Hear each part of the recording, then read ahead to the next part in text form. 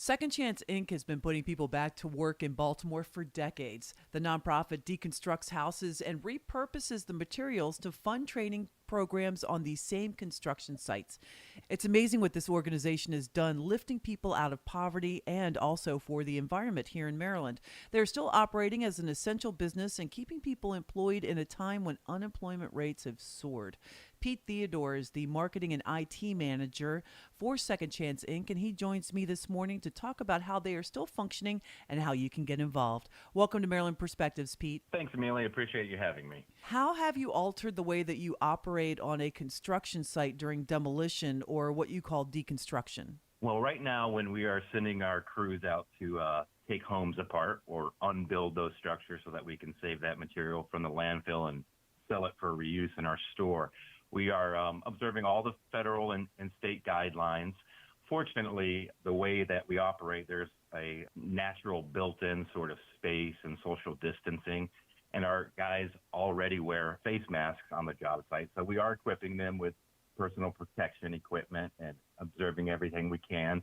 If anybody appears to be symptomatic, we are immediately pulling them aside. We're doing some random temperature checks and things of that nature to keep them safe. And we're also really mindful of the interaction with our clients or the people who donate those homes to us.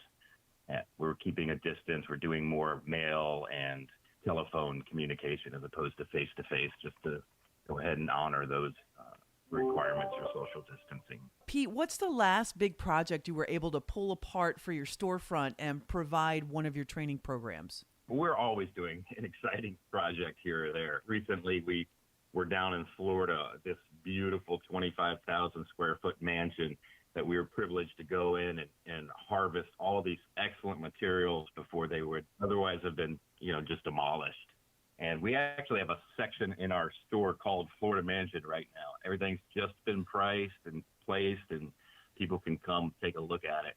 We've taken down marble mansions in New Jersey, and we've even taken down some old country barns and saved that beautiful wood for people to use in their design and decor. So, yeah, there's always some great projects going on. So on these big projects that you just mentioned, you offer training programs as well. So let's talk about Second Chances training programs for a second. So say somebody comes to you and they are just getting their life back together, or they have been unemployed for a very long time and really need some help getting some new skills. They come to you, they apply to be in your training program. Then what happens next? We work with several different agencies in the community that do screening for us.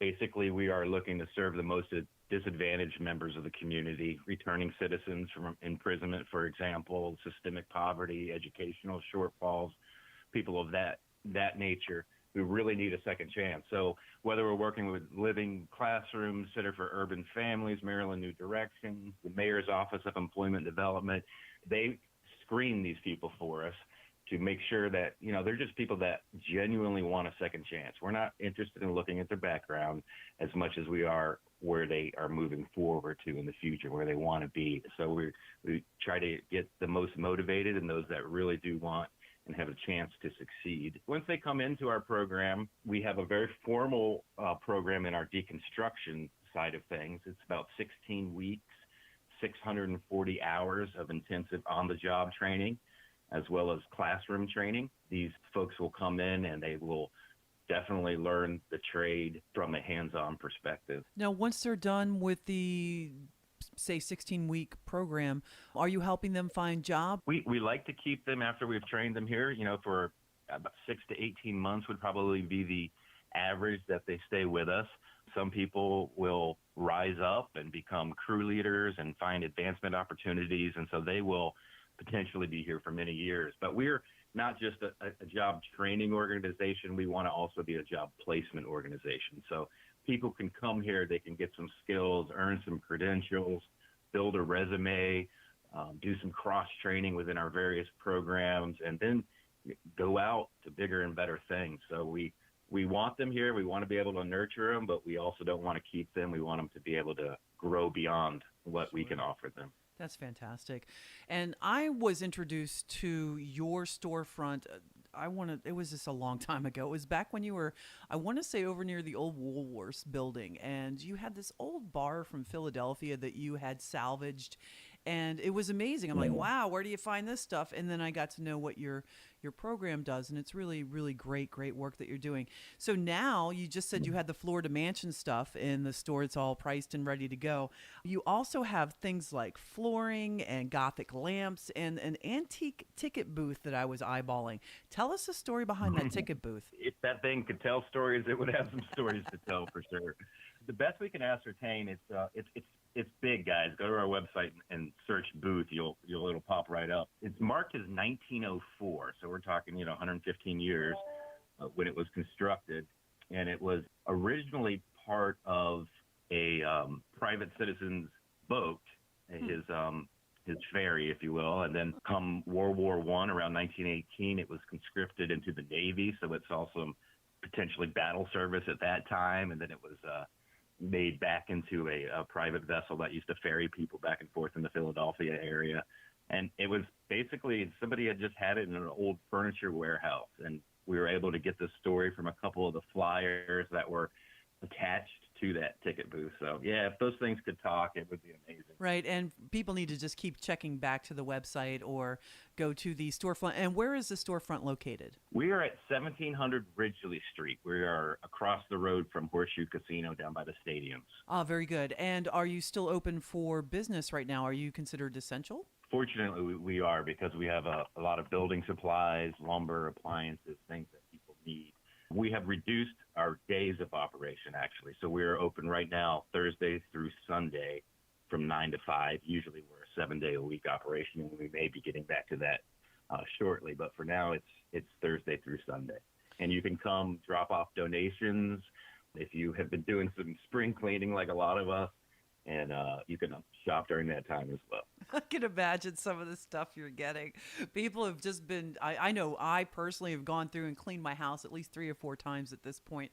Really deep cleaning too, and going, I don't really need this anymore. I don't really need this anymore. So you're probably getting a lot of donations, I would think. Yes, there are. We have some trucks too. You go to the website and hit the donate material tab that we are going into the community. If there's some gently used resellable stuff, we can do the pickup if you'd rather not come or not able to drop it off at our location.